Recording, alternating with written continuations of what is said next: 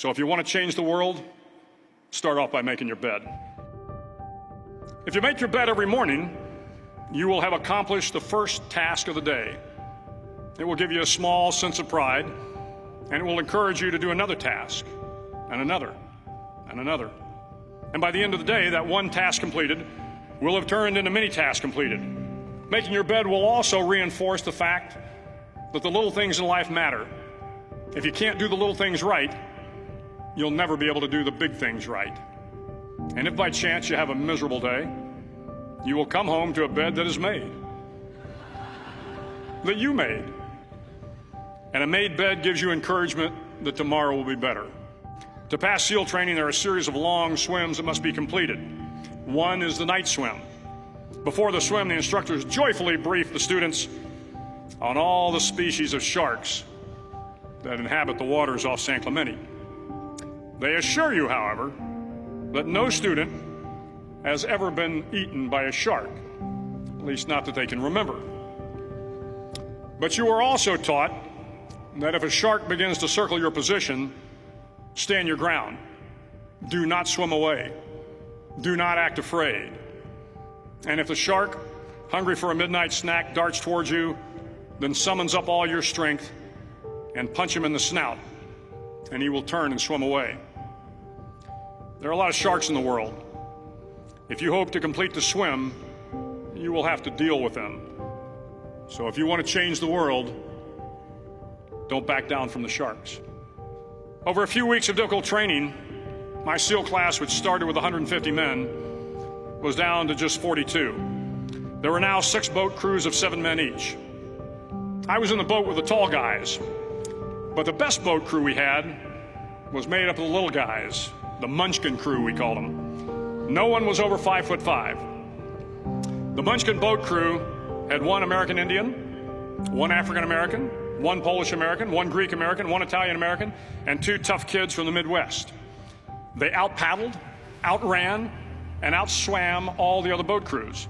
The big men in the other boat crews would always make good-natured fun of the tiny little flippers the Munchkins put on their tiny little feet prior to every swim. But somehow these little guys from every corner of the nation and the world always had the last laugh, swimming faster than everyone and reaching the shore long before the rest of us. SEAL training was a great equalizer. Nothing mattered but your will to succeed, not your color, not your ethnic background, not your education, not your social status. If you want to change the world, measure a person by the size of their heart, not by the size of their flippers. The 9th week of training is referred to as Hell Week. It is 6 days of no sleep, constant physical and mental harassment, and 1 special day at the Mud Flats. The Mud Flats are an area between San Diego and Tijuana where the water runs off and creates the Tijuana Sloughs, a swampy patch of terrain where the mud will engulf you. It is on Wednesday of Hell Week that you paddle down to the Mud Flats and spend the next 15 hours trying to survive this freezing cold, the howling wind, and the incessant pressure to quit from the instructors. As the sun began to set that Wednesday evening, my training class, having committed some egregious infraction of the rules, was ordered into the mud. The mud consumed each man till there was nothing visible but our heads. The instructors told us we could leave the mud if only 5 men would quit. Only 5 men, just 5 men, and we could get out of the oppressive cold. Looking around the mud flat, it was apparent that some students were about to give up. It was still over 8 hours till the sun came up. 8 more hours of bone-chilling cold. The chattering teeth and the shivering moans of the trainees were so loud, it was hard to hear anything. And then one voice began to echo through the night. One voice raised in song.